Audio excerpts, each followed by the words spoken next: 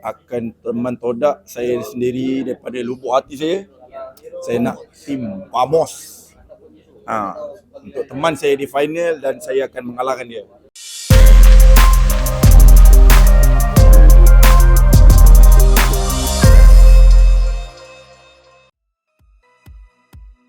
Faktor yang paling penting adalah daripada segi persiapan mereka dan juga pemilihan hero dan juga during on the stage, how mereka control mereka punya emosi di atas pentas, terutama lah itu faktor paling penting. The first is macro maybe, and chemistry. Is the three factor most very important for the team to make a win. I think at the end bila kita atas stage kan, I still believe yang mental is number one lah. Because at the end kalau you power macam mana pun, stage fright or anything, dia boleh hinder you from performing well lah atas stage tu. In the draft, we need to make like balanced draft 50-50, and after that we need to tell the players the winning and the losing conditions of the draft. So all of that is important in a big factor into the team. Benda paling penting untuk menentukan prestasi tim menurutku adalah konsistensi, terutama yang paling penting. Terus etos kita kerja tuh macam mana. Cuman yang paling penting konsistensi sih. Konsistensi bisa, banyak orang cakap konsistensi bisa menangkan kejuaraan. So itulah paling penting. I think the main factor in a team winning is mostly in preparation. I believe that you cannot go up against a match that you're not really prepared. It's really hard to, especially if you're against teams that really above you or just equal to your strength. So it's really something that's really important going to the match. And for sure, at the same time, there's also these factors like synergy, and then the mechanical skills of the player. But ultimately, I believe all of this can be fixed if your preparation is good enough. The biggest contribution for our winning is number one, mentality. Next is the gameplay. We are completely aware that this lineup is under development process and it's new, but we are also aware that that's not an excuse for us to underperform. Okay, faktor yang paling penting selalu saya tekankan terhadap semua adalah faktor mental. Kalah ke menang, kita kena kuatkan mental sebab liga akan berjalan panjang.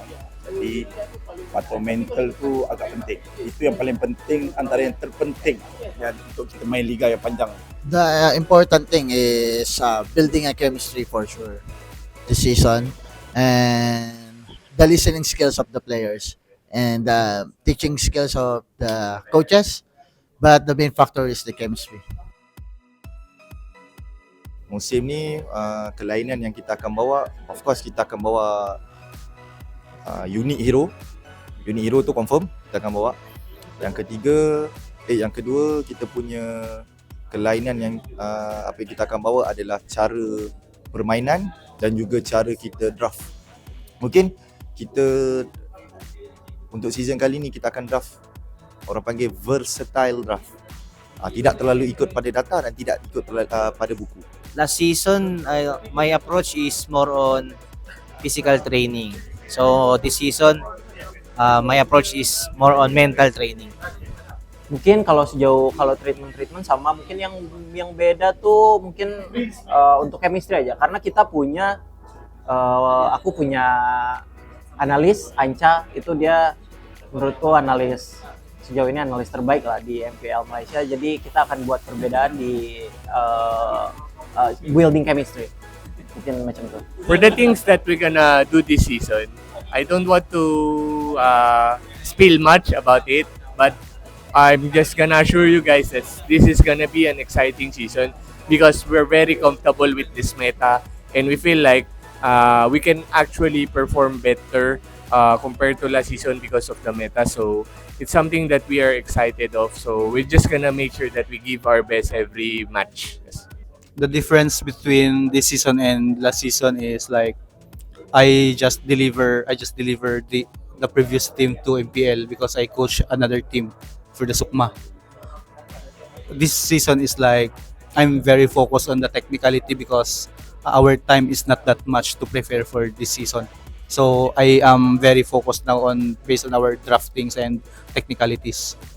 Uh, I have introduced something for this season for sure, especially in discipline because in previous seasons, even the Ready Sports previous seasons, in my team's previous seasons, we have lacking in discipline, even outside and inside the game.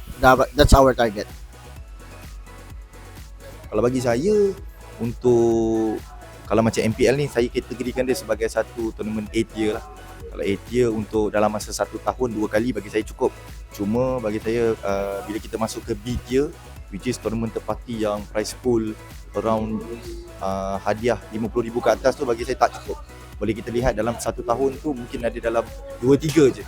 2-3 yang prize pool dia kadang tu mencecah ke 60-50. Bagi saya tidak cukup untuk masa ini lah. I think actually tak cukup lah.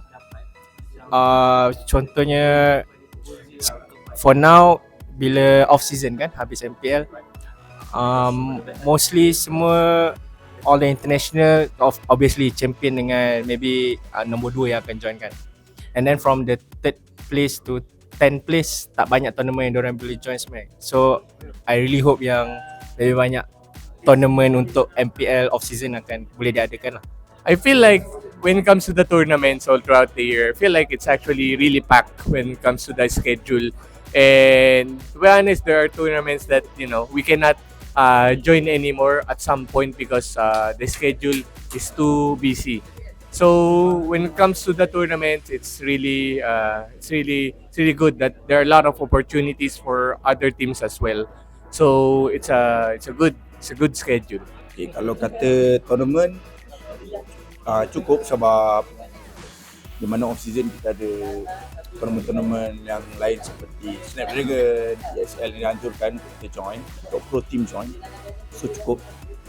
Itu je. Rasanya cukup lah. I think the numbers of tournament in Malaysia is lacking. I think because lot of amateurs is not you know that they're not getting in the amateur league because we have how many tournaments here? 2 tournaments, MAL and MPL. The Sukma is once every 2 years. So the coaches is hard to find the local players here because they are lacking in amateur tournaments. So it must have a lot of tournaments so the coaches or the management can easily find great players underground. So better exposure for them. Saya rasa kalau tim Hak pergi final, tim yang akan ikut kami sekali di final, Vamos. Saya nak jumpa sangat Coach Pak. Yeah, not gonna lie, SRG. Yeah, mungkin the strongest team in Malaysia. Not in Malaysia, in world. SRG. SRG atau Vamos lah. Isi dia saja Vamos.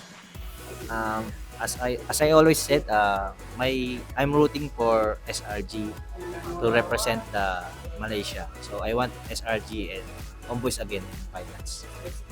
Oke, menurutku masih SRG ya, karena SRG itu masih salah satu tim yang terkuat menurutku di region Malaysia ini, dan menurutku mereka konsisten akan bisa untuk ada di posisi grand final lagi. So aku harap kita bisa jumpa SRG di grand final lagi.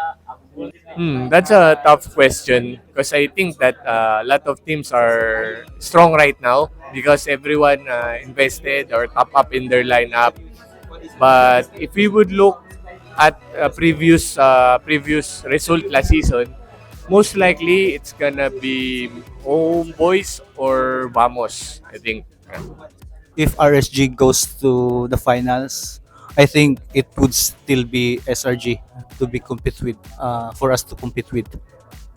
Akan teman produk saya sendiri daripada lubuk hati saya nak tim Vamos. untuk teman saya di final dan saya akan mengalahkan dia. If we go to finals for sure, another red we are fighting. Red Giants, right? Red Giants for sure that we will face because Red Giants is consistent team, have built their chemistry in terms of outside and inside the game.